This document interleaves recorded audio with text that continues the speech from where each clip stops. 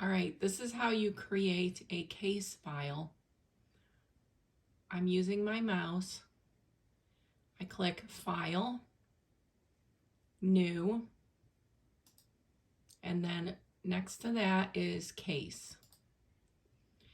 I call the case whatever I want to call it to remember it next time. So I'm going to call it Case just because I've done that, as you can see on the other ones. Hyphen, then I'm going to call it the lawyer's last name,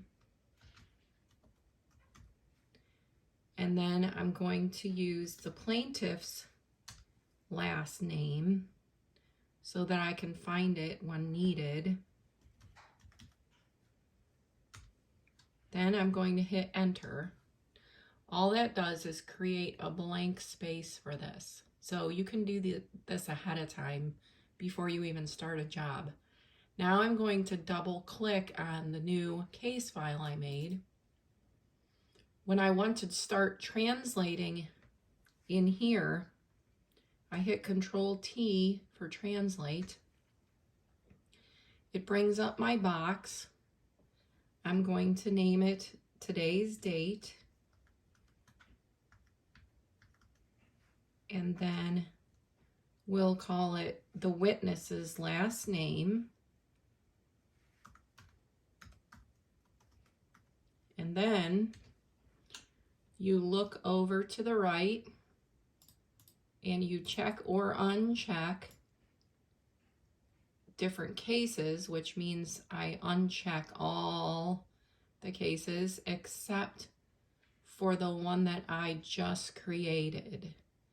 So that one is Smith, which was the lawyer, and then the plaintiff's name right there. There aren't any cases underneath it because I just created it. What that does is now you can create case defines with a letter K once you are in your file. If I click OK, it will open the file up. I do not have my machine connected, so it's not going to recognize that I'm starting this file, but that is how you do it. As an example, back to a case that I've worked on before. There is this in my case file.